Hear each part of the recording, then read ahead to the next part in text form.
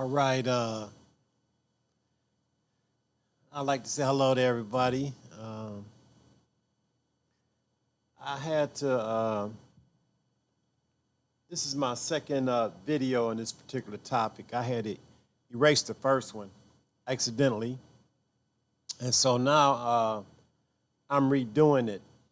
And the topic is addiction, recovery, the empath, and the ascension process.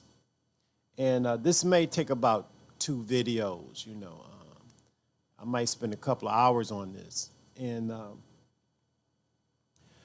one of the main purposes of this particular video is going out to basically, number one, anybody that wants to listen to it. However, I'm gearing it towards light workers. And your light workers, I consider people are your yogis, your preachers, bishops, certain masters, your Reiki workers, your Kundalini, the people that's in the Kundalini sciences, the empaths, especially the empaths, the counselors, maybe drug counselors or different types of therapists, and not necessarily drugs. It could be addictions counselors. And that's where I'm going to start off. I'm going to start off with addictions, And a lot of times, and I'll start off with addictions, and then I'm going to move on all the way up to the empath, and then the ascension process, So anyway, let's jump into this thing. And I started off with addiction or addictions, and why? And especially when you in the various types of counseling fields, or if you come from or if you're type of a light worker, and and you working on the pain body, or you talked about the pain body, usually, or you have some type of a pastor or bishop or imam or some type of person that you're working with the public. So anyway, moving on. A lot of times, some of us that do this type of work, we've come from a place, and we come from a place that's usually from addiction. And a lot of times when we hear addiction, a lot of times people think of alcoholics or they think of drug addicts. Well, addiction covers that. However, drugs and alcohol are only the symptoms of the disease of addiction. In other words, you have various symptoms in addiction. You can have smoking, where there's smoking anything from tobacco to other than. You can have food, sure, drugs and alcohol. Then there's gambling. Then there's sex. Then there's, some people are addicted to drama, like sports, dramatic movies, dramatic situations. Like you hear people say, there's a drama king or there's a drama queen. These people have an addiction, or they are expressing symptoms of addiction. Your gamblers. Gambling is only a symptom of addiction. Drugs is only a symptom of addiction. Sex is only a symptom of addiction. Overeating is only a symptom of addiction. These are all symptoms of addiction, and as a result, you have an addict. An addict. And an addict is a man or woman whose life is controlled by their symptom. and whatever that symptom is. Because everybody's not a drug addict. Everybody's not an alcoholic. Everybody's not a gambling addict. Everybody's not a sex addict. Everybody's not addicted to drama.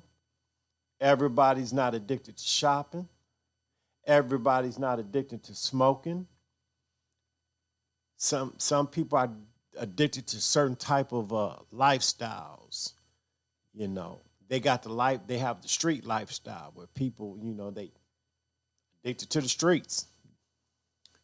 So moving on with this, the symptoms that I just talked about, and I have to be clear with this, are only symptoms that an addict carry.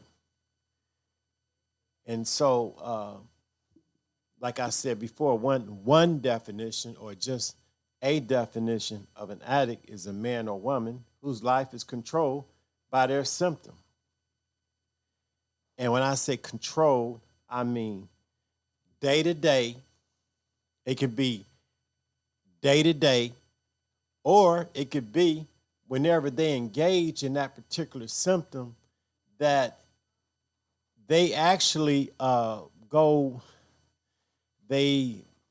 they're so engrossed in that symptom that they actually will harm themselves or others. So moving on with this, then the next question is, okay, what is addiction? In some circles, addiction is that something within a person that makes them lose control of their day-to-day affairs, something that a quote-unquote normal person would do. And it's expressed within the symptoms. Their symptoms is an expression of the disease of addiction, which is obsession and compulsive behavior, or obsessive and compulsive behavior, which results in some type of self-centeredness when their symptom, whatever that symptom is at play, when it's at play. This is what addiction is. This is the addict and the addiction. And in a lot of cases, what happens as the result of the addictive behavior, of the obsessive and compulsive behavior, a person's life is basically ruined or near ruin. They might end up in the treatment center. They might lose family, friends, various relationships. They could end up on the street. They could end up in jail. They can some even end up in the graveyard. You know, we've known people, when I say we, I mean the collective. We've known people that actually might have went to jail or died committing some type of a crime, or ended up in some type of a mental institution, or have become a derelict. You know, they living in somebody's basement, or they living up under a bridge. This type of behavior results in the symptoms of the addict. And so one of the key components that the addict have to protect themselves, or to justify what they're doing and rationalize what they're doing, is denial. That's and it's one of the primary components of addiction. I'm quite sure some of us have, we know people, or even ourselves. People say, hey, you might drink too much, or you might smoke too much, or you might eat too much, or you take a lot of chances, and in defense of what the individual is doing, they might rationalize why they doing it. Well, everybody else doing it. I don't do this no more than anybody else, and or it's my business. So inside the addiction, and it also in the lifestyle. I deserve to live good. Somebody gonna sell this stuff, or somebody's gonna, so it's always some type of rationalization that goes on. So that being said, I was kind of checking my clock and make sure I got my recorder turned on. So that being said, inside addiction is the addict. And the addict could be various types of people. Don't have to be a drug addict. Don't have to be an alcoholic. It don't have to be a gambler. A person that's addicted to sex. A person that's addicted to drama. I remember one of my first addictions, when I did my addiction inventory, as a child, I was addicted to fantasy. Yeah, I was addicted to fantasy. My life, in my eyes, was so traumatic, that I used to imagine that I lived in the suburbs, or I was Dennis the Menace or somebody, you know, or I imagined that I had imaginary little friends, you know, and I imagine people, so forth, and I found comfort with my imagination, which spread off into I like the fantasy programs, you know, like Star Trek, like the Marvel comic group, the DC comic group.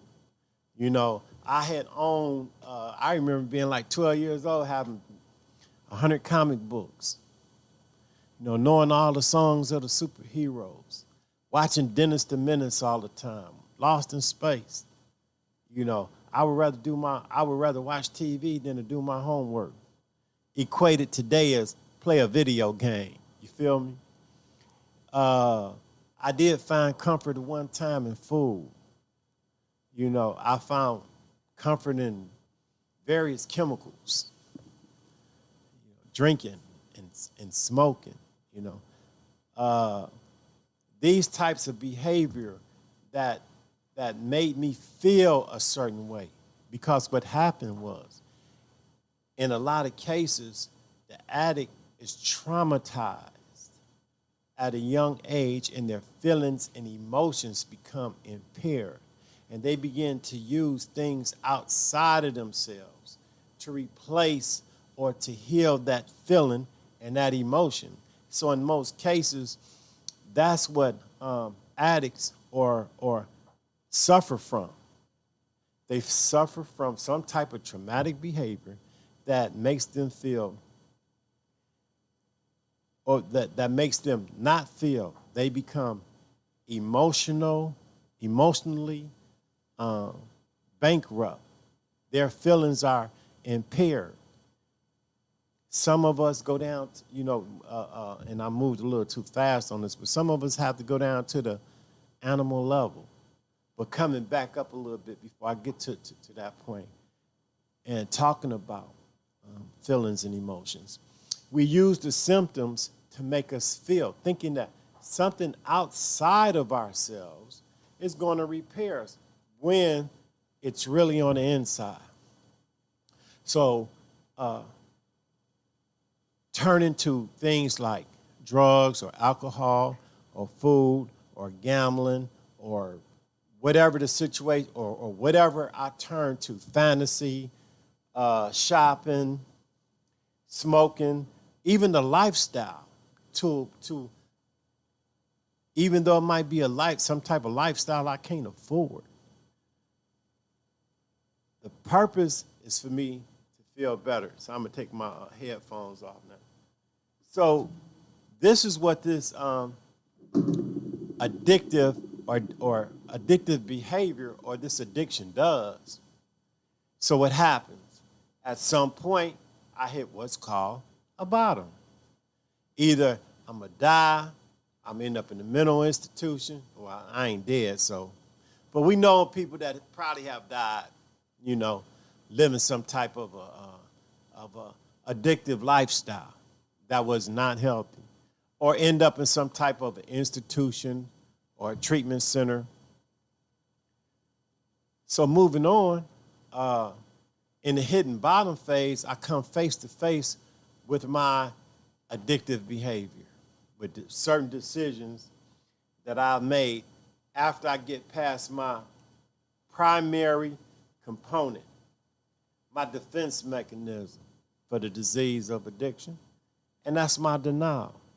I come from, as a result of certain experiences, come from saying that, well, I might have a problem, or yeah, I do need to get some help. And then I start looking around for some type of help. Some people can go to church, or they can go to the mosque, or they can go see a psychiatrist, or they can find some help wherever they find this help at. And they can start recovering. However, I'm talking about the 12-step program.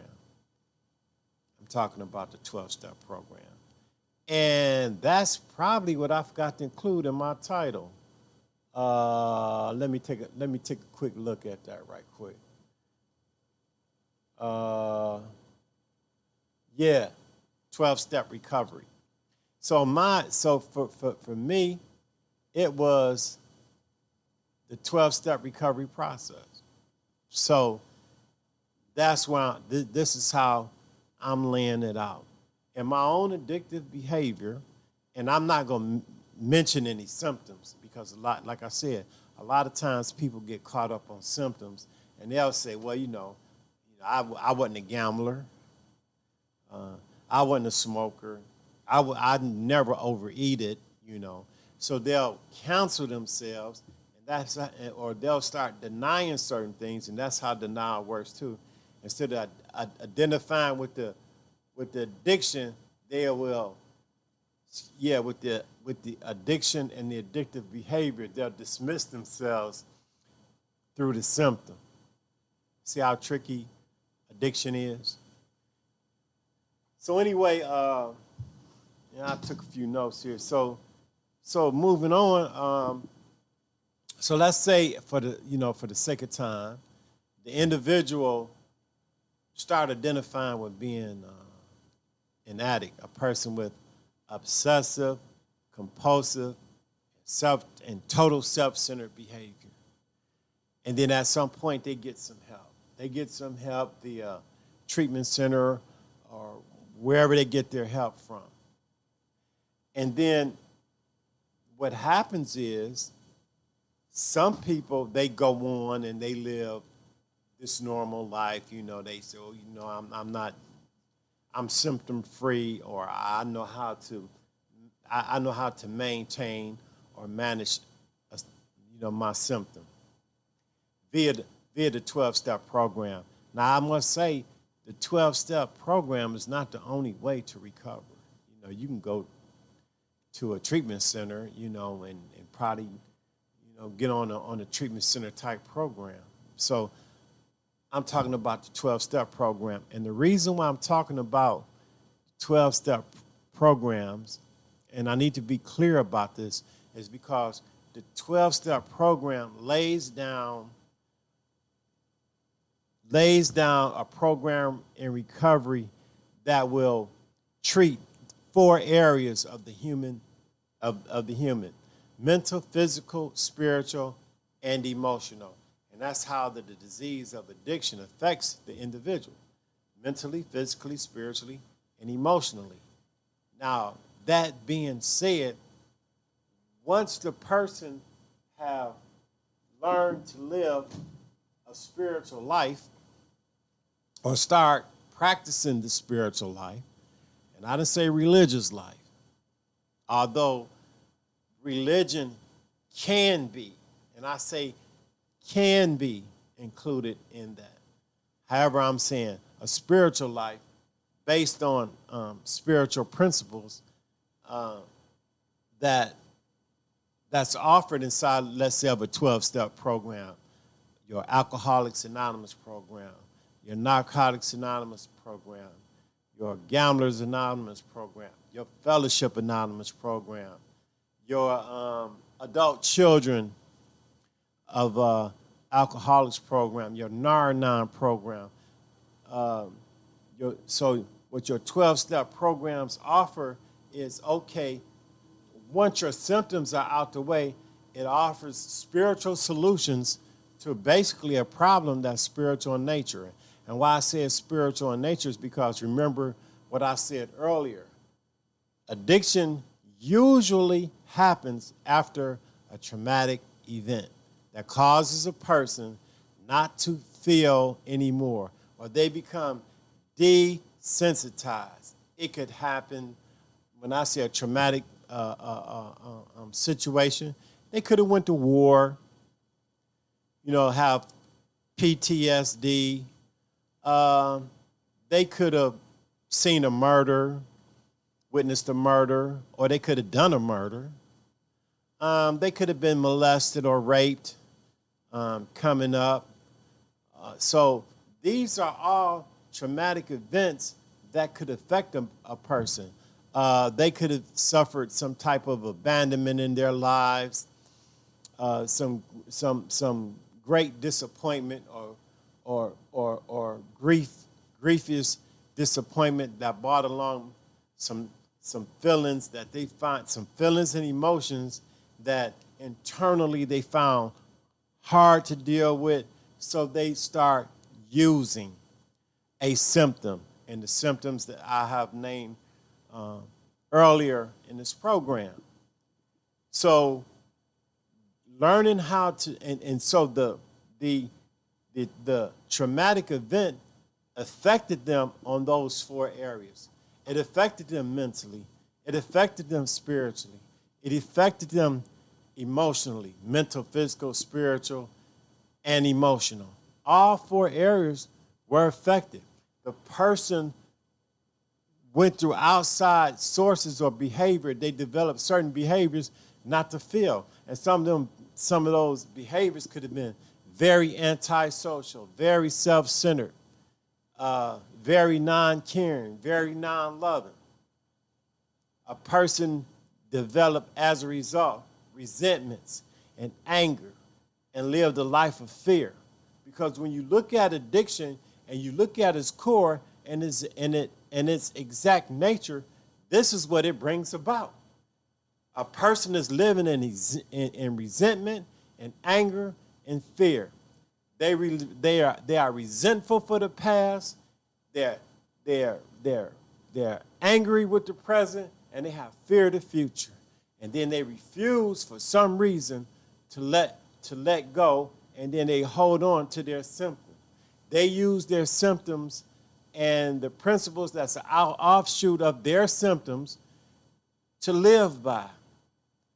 And some of those principles that resentment, anger, and fear can bring about is distrust of others as well as distrust of self.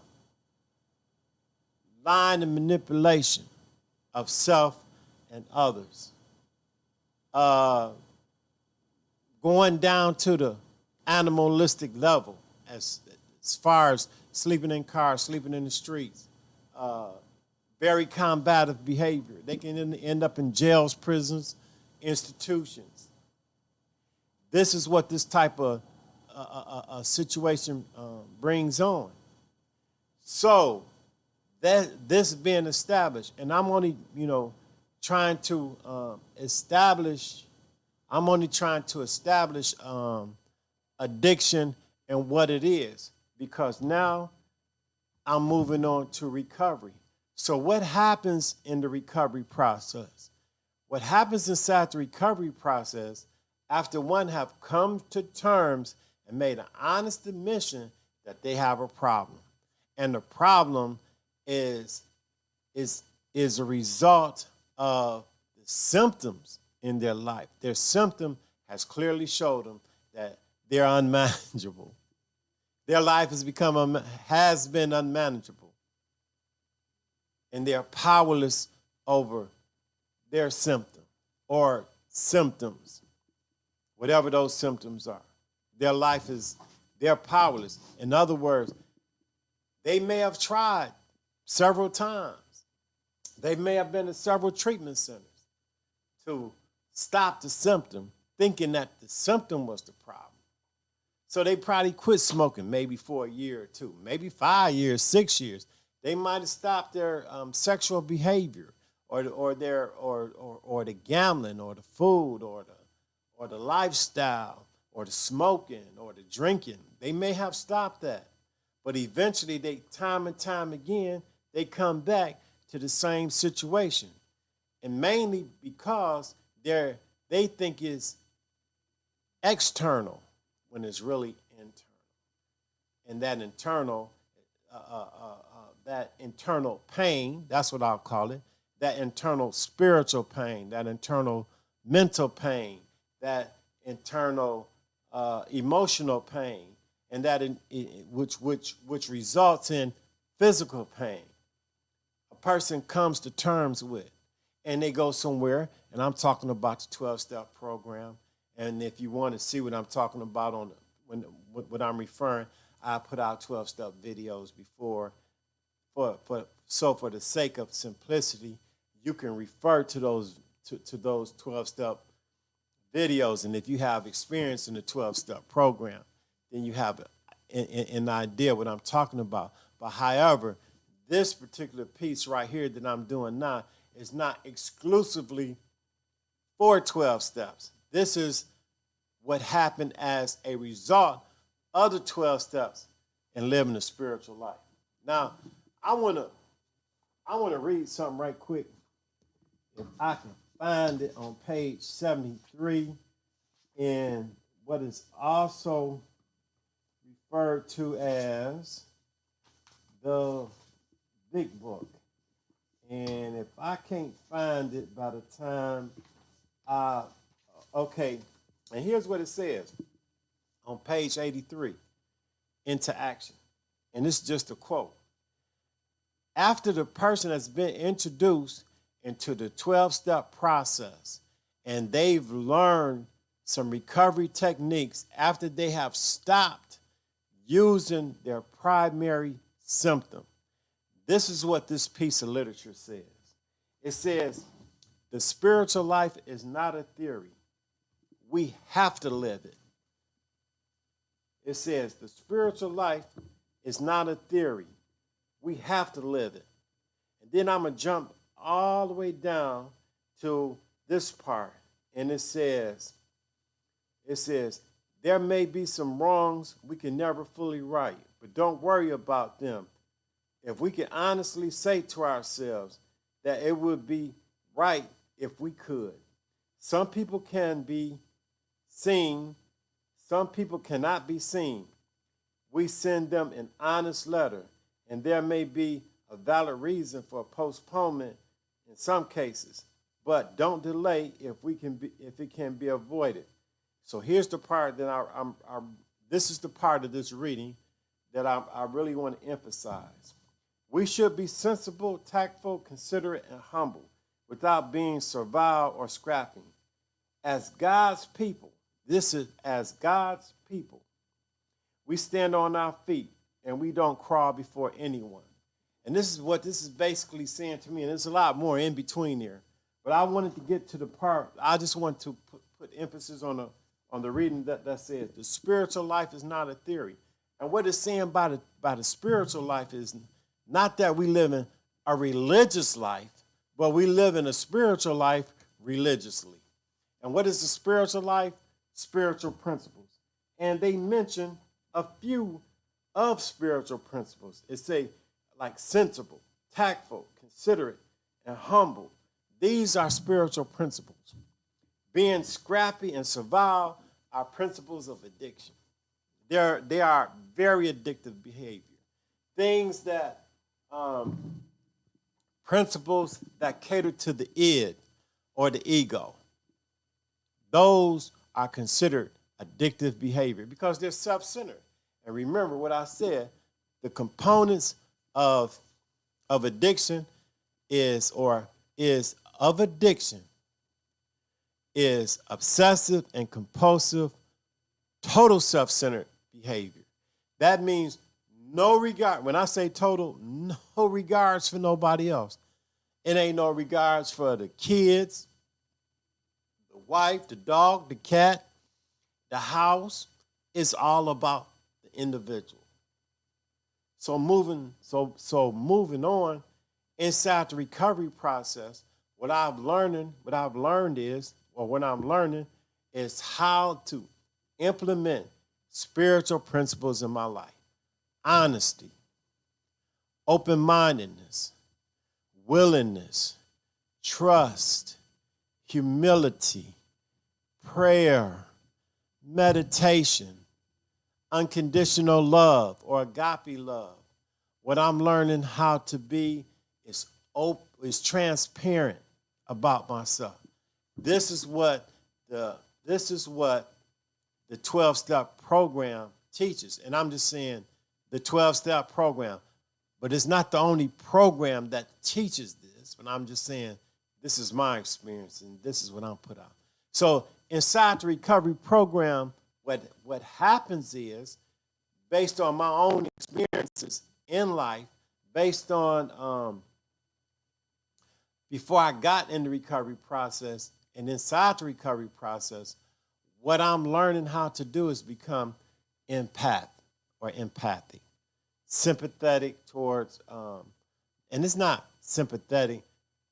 Basically, all empath is, and I mean this definition, although there's various definition of empath, is simply the person that have lived or experienced what another person have, and they're able to identify with them on that level. In other words, they walked in my shoes. And in turn, I walked in their shoes. And in turn, I can understand on a spiritual level what they're going through. Not sympathetic. Not sympathetic. I didn't say sympathetic. I said empathetic. And empathetic comes through personal experience. Having that same basic personal experience. If that person lived an addictive life that brought them spiritual pain, emotional pain, mental pain, physical pain as a result of the symptoms of addiction, the gambling, the smoking, the sex, the lifestyle, the overeating. Oh yeah, and I say overeating, right? That's right. Because a lot of people that overeat, they think they just eat to get full. Nah, but you 50, 60, 70 pounds overweight. Don't know diet work for you. When the drug addicts say, I'm going to quit, and you might quit for a week, you might quit for a month, you might quit for a year. But next thing you know, when you start back up, you on the run for another 2-3 years. The person that's addicted to shopping, yeah, can't even get the rent paid, can you? Because you just got to have another pair of shoes. Or you just like the way shopping feels. Sex. Yeah, I like that. But sex, on the sex, it's I don't even know what to say about that one. But, whatever it is, it's not normal. It's not normal, right? And we also, there is such thing as called transfer addictions. You might stop one thing and then you go to another thing. And then you'll stop that thing and you'll go to another thing. You might stop smoking, but then you go to drinking. Or you might stop drinking and you go to taking pills. And you stop taking pills, then you might go to eating or whatever it is that eases the individual feelings. So going back into the recovery process, in between the recovery process, and I say it's a process because I don't believe nobody fully recovers. I believe that you have sustained recovery, you have continuous recovery, but you don't completely recover ERED. I don't think that exists. And I only got my own experience, and I've been in the process for 34 years and 4 months, maybe. So this is what, maybe, 34 years and a few months, I've been in this thing. And so really 34 years and 8 months, but, I had a little relapse, so I could talk about that too. But anyway, moving on, inside of recovery comes the empath. And like I said before, one definition of the empath is a person that can identify, based on experience, what another person have been through, mentally, physically, spiritually, and emotionally, not to exclude what they've been through in their lifetime. You know what I'm saying? So the empath comes about. And what happens, and this is what I believe in my experience, anyone that has sustained recovery inside of a 12-step program, and that's not to exclude any other philosophy or program. I'm just talking about 12 steps. The 12-step program produces the empath, will produce an empath. And the empath, at that point, there's certain degrees. They might just be a person, everyday Joe, and say, okay, I'm living a spiritual life and I'm going about, my life. Then you have another level of empath. They might go off into counseling, marriage counseling. They could be addictions counselor or coaches. That's what they call them these days. Or they can go off into a church or a ministry. They can go to the pulpit, and bring those spiritual experiences to help others and themselves. They can go into philosophies like yoga. They become gurus. I've known some. I know some today. They're become powerful people.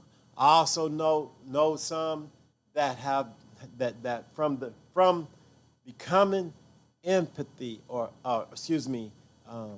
empathic, they move on and they ascend and become light workers. And I've just described a few. The pastor, the bishop, the bishop of churches, the imams, the rabbis. Some become rabbis. Some become philosophers, Platonic philosophers. Some even move into the realm of yoga, like I said, and become gurus, actually teachers. And these people are empathic on a spiritual level. Whether they call themselves, in my mind, see, it's like where you came from. Even though some might want to be identified in a certain manner, like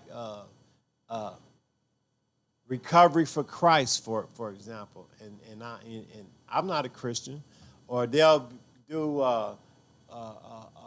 yoga, like I mentioned before, and they'll do the principles of yoga, because that's how they identify with or been led to as the empath. And then you have some that become what is called light workers. They move into the field of Reiki, energy healing. Because let me say this, and I'll back up.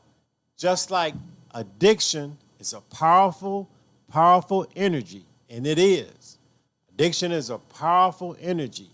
And some of the components of this energy is the addictive, and it's translated through the addictive behavior. And its components. or what did I call it? What did I call it? It's symptoms, because those symptoms are very, very powerful. The smoking, the drinking, the drugs, the sex, the gambling, all those are powerful. They're hard to quit. People just don't say, I'm gonna stop smoking, whether it's cigarettes or whatever they smoke, or I'm just gonna stop drinking. No, no, no, no, no, no. Those symptoms are spiritual in nature, and a person have to be redirected or learn spiritual principles in order to stop that. A lot of times people go for the outside. They want to go try to find something on the outside to fix an inside problem. And mostly every 12-step fellowship community, and there are several out there. I mean, I just named 7 a few minutes ago. They will always say that recovery is an inside job. If I'm looking for something outside to fix me, I'm gonna have one little tough journey, and until I could turn inside of myself, face my feelings and my emotions, look at my self-centeredness, and inventory that stuff, get to the exact nature of where it came from, I'm going to be fighting a losing battle. I might end up in 6, 7 treatment centers, lose a lot of relationships because I never developed a relationship with self. Oh, yeah, because I never developed a relationship with self on a spiritual level. And when I say spiritual level, on a spiritual programming, on a spiritual level, resentment and anger and fear will be my best friends. That's right. Resentment, anger, and fear are the foundation of any negative principle you want to bring up. Hate, dishonesty, mistrust, deceitfulness, and the list goes on. You will find within resentment, anger, and fear, you will find all of them. And so until I learn how to get with my resentments, and I said resentment is being angry at the past, living the past anger. I got molested 40 years ago, and I'm running around like it happened today. Resentment is like this: drinking poison and expecting somebody else to die. Anger, drinking poison, expecting somebody else to die. Fear of the future. That's not drinking poison. That's not even moving. That's paralyzed. That's being paralyzed. Paralyzed. And that's what that thing is saying. And that's what the resentment, anger, and the fear. So in the recovery process, in order to move out of the recovery process, and I ain't gonna say out of it, but to advance in the recovery process, the individual must learn how to go within and deal with these things. Other than that, nothing. You can give them $1 million. You can give them $1 million, the relationship they want, the house on the hill, 4, 5 cars, but until they deal with self, it's gonna be squandered. It'll be squandered. And that's not me saying it. That's the testimony of I'm willing to say hundreds of people. And a lot of them ain't even in the 12-step program. Yeah, until I learn how to deal with self. And it's not managing my feelings. Yeah, well, yeah, I could say managing my feelings and emotions, but understand this, that of myself, I don't have power. I don't have the power of my own, that everything I tried to do to manage the addiction failed. Yeah, everything that I learned or everything that I tried. But I'll say this, and drink a little bit of my coffee right here. But I will say this.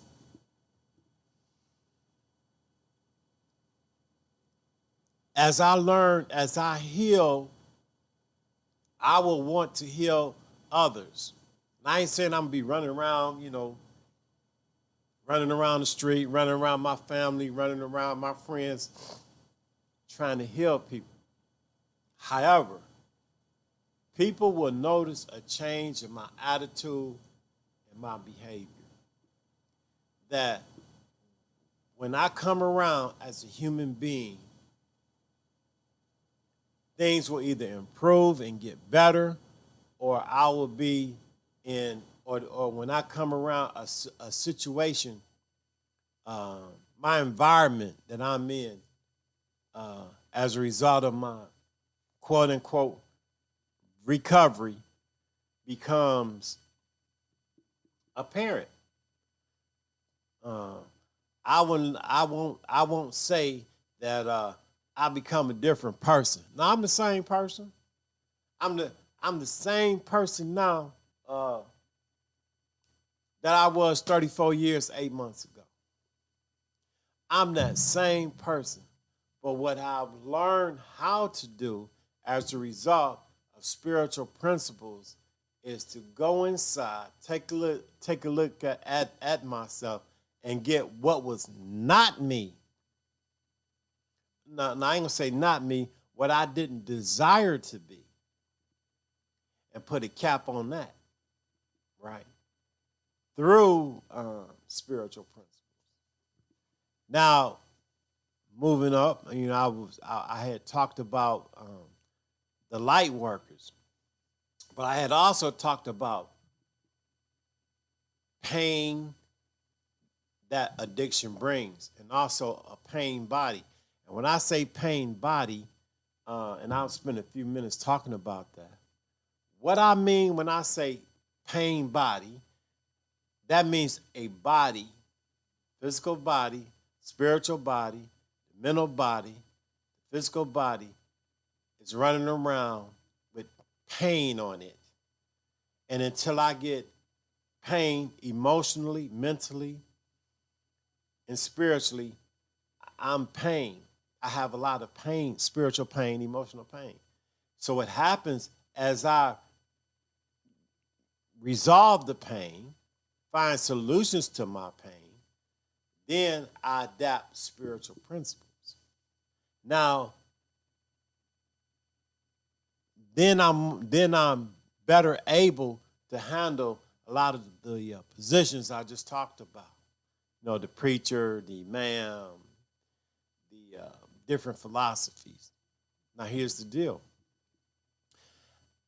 Inside those positions I just talked about, these people are empathic, or they're healers. They heal people.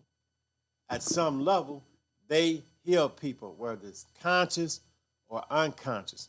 But let's talk about, for example, your light workers, the people that work light, the people that yield spiritual principles, so they communicate spiritual principles to other people. These are called light workers, because spiritual principles are considered a source of light. Or you talk about the people that do, for example, Reiki, your energy healing. And I touched on energy and I kind of got off of it a little bit. But you talk about the energy that your light workers bring, and they send off Reiki. Well, here's the deal.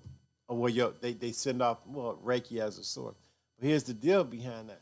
Until I become purified, there's no purified through spiritual principles. It will be hard for me to fulfill the duties of a preacher or an imam or a light worker. Because why? I'm still running interference on my own self. I still need to cleanse myself. Go through the cleansing. So my intentions may be good, but however, the behavior that if I'm still practicing addictive behavior, it's going to affect my performance. As a imam, as a rabbi, as a person of quote unquote faith. This is what I must understand. So that's why I termed this piece addiction, recovery, the empath, ascension, and then the ascension is when I move to these various positions that I was talking about. So needing to go through the purification process of purging myself of what trauma has brought me. Because see, the bottom line is I didn't ask for no trauma. When I was walking around, when I was 5, 6 years old, I didn't ask nobody, hey, can you molest me, please? Help me, man. Can you take my life off kilter for, 30, 40 years? I never did that. I never went and asked nobody, hey, can I smoke some of that right there? So I could function normally, I have to add that in there. Can I have a few of them pills so I can blog my feelings down? See, because the light worker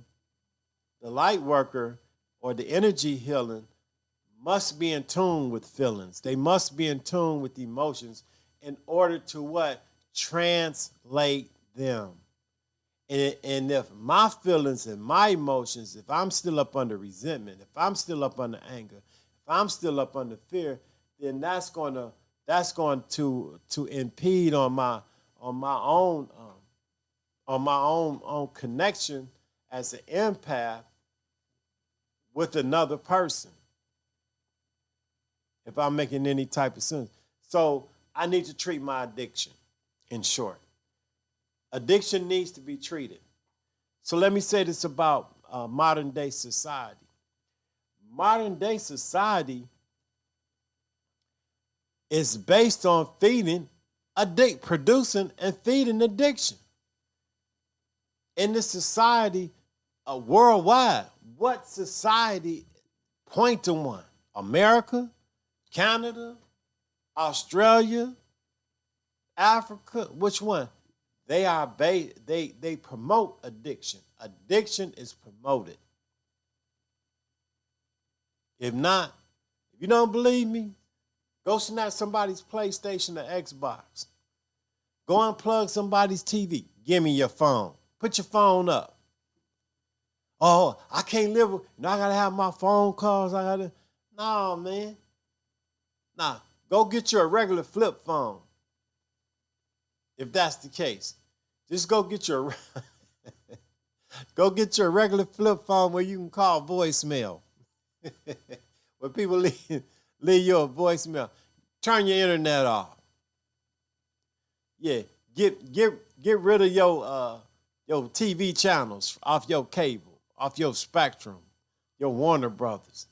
So we turn that music off. I don't care if it's country music, rap music, classical music.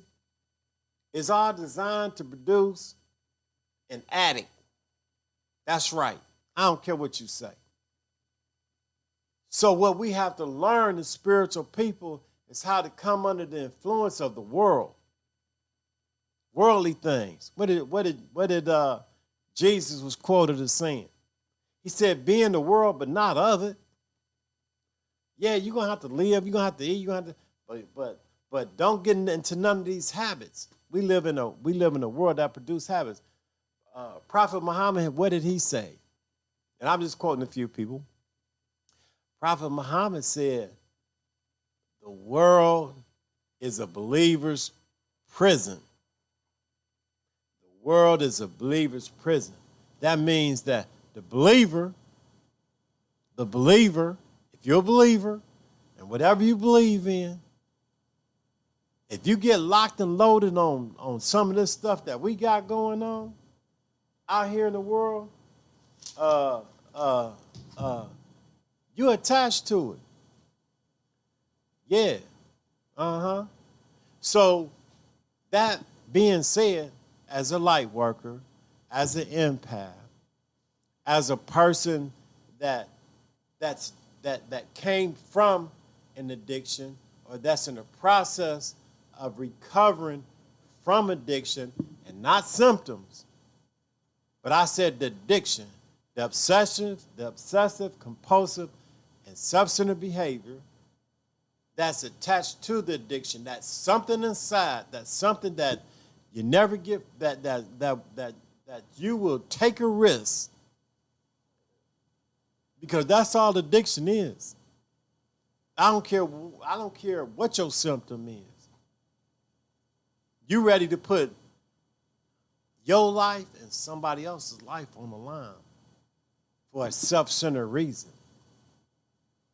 And it's going to usually start with an I. I. Feel me?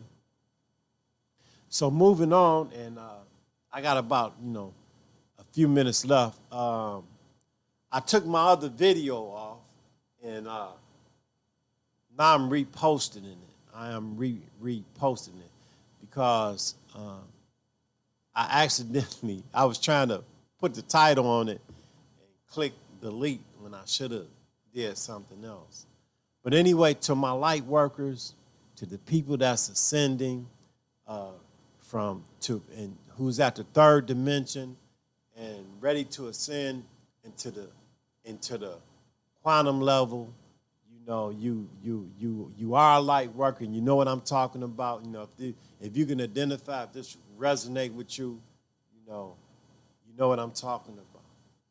If you are that Reiki healer, that Reiki master, that Reiki practitioner or that Reiki master, if you are working on your the Kundalini, Tantra, your Tantra people, these are the ones that I'm also talking to. You must cleanse yourself spiritually of an addiction, of that addiction. But if you ain't got one, if you don't have one that's been unaddressed, then you hurting people. But most of all, you hurting yourself. You may have the desire to do something or to be that which you intend to be or striving to be, but until you deal with self and learn how to deal with self through spiritual principles, you won't be able to identify with the crystal. Feel me? Yeah. So my next video is going to be, first of all, I'm going to say, if you like what you hear, give me a thumbs up. If you didn't, give me a thumbs down. But at the same time, keep tuned in. My next video, I'm going to start on the 12 traditions. Now, let me say this before I move on. In order to connect with a modality, anonymity or to bear a name would be very, very pertinent. And when I say anonymity, learning how to take titles and names off of things and be that which you are desiring to be. To say, for example, to put one 12-step program against another 12-step program, that's not spiritual. Why? Because spiritual principles are what? Never in conflict. They're going to mean the same thing. A spiritual principle going to mean the same thing in China that they're going to be mean in Japan, that they're going to be meaning that's going to mean the same thing in England, that's going to mean the same thing in America. The language might be different, but the principle is going to be the same thing. You understand what I'm saying? So, that being said, anonymity, to bear no name, we got to learn how to take names off of things that don't require names in the spiritual realm. Because energy is energy. Addiction is an energy, and it's a powerful force.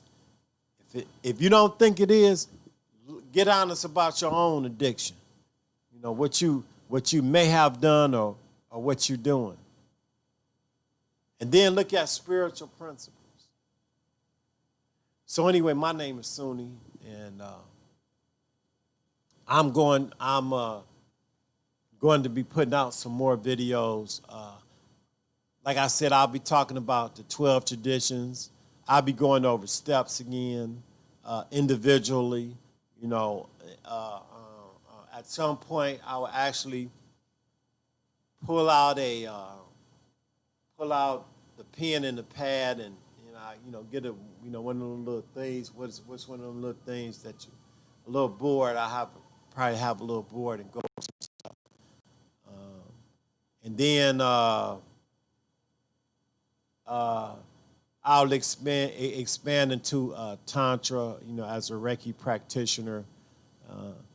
I do have a master's degree, but I going to go into that field, because one thing I do believe, to certain things I dealt with, even the energy, the addiction will zap the energy from an energy healer. You feel me? So anyway, it's been 1 hour. It's been a good hour. All my Facebook, if my Facebook is, you go on Suni, Suni, Abdul Sami. You want to befriend me. You want to find out more of what I do and what I have to offer. That's fine. Like I said, go down in the comments. Tell me what you think. And until I pop up again, which will probably be Friday night, I'm going to deal with light work, the third dimension, the quantum level, quantum healing, and the healing of others. This is for me, and I hope you benefit from it. Thank you. Thank you, thank you.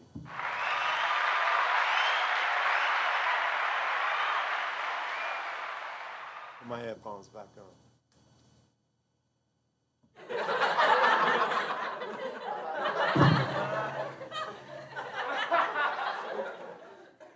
This